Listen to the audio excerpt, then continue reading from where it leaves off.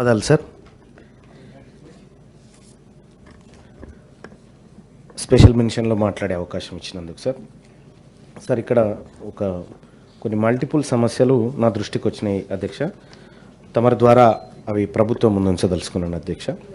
అయితే క్యాబ్ డ్రైవర్లు ఎవరైతే ఉన్నారో సార్ వాళ్ళకి ఉచిత బస్సు తర్వాత కొంత ఇబ్బంది జరిగింది మాకు అనేటువంటి మాట చెప్తూనే, అలాగే ఈ ఆటో వాళ్ళు క్యాబ్లకు సంబంధించి ఈ మీటర్ ఏదైతే ఉంటుందో పర్ కిలోమీటర్ ఇంత అనేది ఒక ఫిక్స్ చేయాల్సిందిగా వాళ్ళు పెంపుదల చేయాల్సిందిగా వాళ్ళు ఒక రిక్వెస్ట్ పెట్టినారు సార్.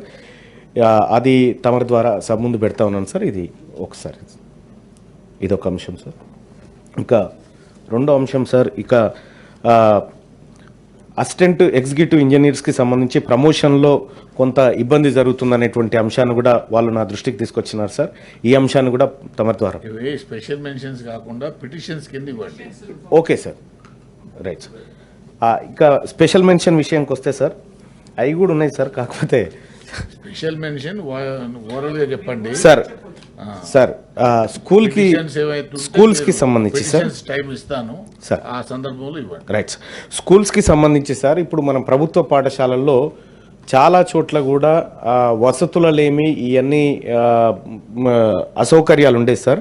నేను ఈ సభ ద్వారా ప్రభుత్వం దృష్టికి తీసుకుపోతున్నటువంటి అంశం ఏంటంటే సార్, ప్రతి స్కూల్కి వీక్లో ఒకసారి ఎస్ఐ, ఒకసారి ఎంఆర్ఓ, ఒకసారి ఎంపీడీఓ, ఒకసారి వివిధ శాఖలకు సంబంధించినటువంటి అధికారి పోయి ఆ శాఖకు సంబంధించినటువంటి అంశాలు కనుక మనం స్కూల్ స్థాయిలో కనుక పిల్లలకు చెప్పగలిగితే కొంత పిల్లల్లో అవగాహన వచ్చేటువంటి అవకాశం ఉంది ఈ శాఖల పట్ల.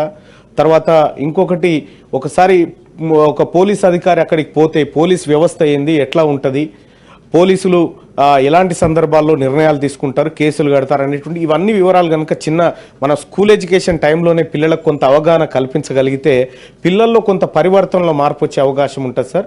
అదొక అంశం సార్. ఇక కుల వృత్తుల విషయంలో కూడా సార్ ఇటీవల కాలంలో గణపతులు తయారు చేసేటువంటి వాళ్ళు వస్తూ ఉన్నారు సార్ చాలా దూరం నుంచి. ఇక్కడ ఉన్నటువంటి కుమ్మరి వాళ్ళు ఆ పని చేయగలుగుతారు సార్.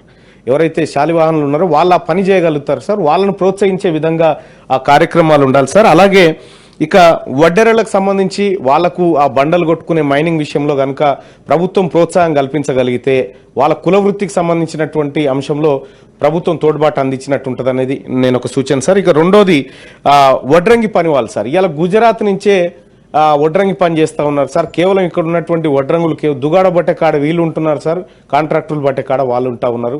ఈ రకాలుగా కుల వృత్తులన్నీ కొద్దిగా డిస్టర్బ్ అవుతా ఉన్నాయి సార్.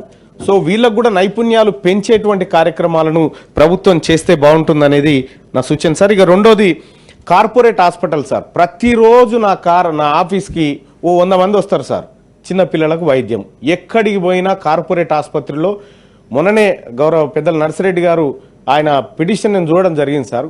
గిడ కోసుకపోతే 33,000 రూపాయలు ఏం లేదు సార్. వెనకట పుటపుటాలం రాసి పెట్టుకుంటే వచ్చిపోయేది సార్ మనకు వెనకట.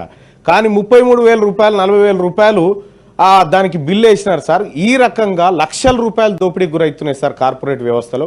వాటిని కూడా ఏదైతే ప్రైవేట్ స్కూళ్ళను ఫీజు నియంత్రణ ఎట్లయితే చేయాలనుకుంటున్నామో ప్రైవేటు హాస్పిటల్లో కూడా ఈ ఛార్జీల నియంత్రణ విషయంలో ఒక చర్యలు తీసుకోవాలి సార్. ఇక అలాగే కల్తీ పాల విషయం కూడా తమ దృష్టికి తెస్తా ఉన్నాం సార్ సభ ద్వారా. అనేకమైనటువంటి కల్తీ పాలు మార్కెట్లో చలామణి అవుతా ఉన్నాయి సార్. వాటిపైన కూడా ప్రత్యేక దృష్టి పెట్టి కల్తీ నివారణ కోసం చర్యలు తీసుకోవాలని చెప్పి తమరి ద్వారా రిక్వెస్ట్ చేస్తా ఉన్నారు సార్. ఇక మరొకసారి అవకాశం ఇస్తే మేము ఆ పిటిషన్ల రూపంలో ఇస్తాం సార్. ఆనరబుల్ మినిస్టర్ గారు.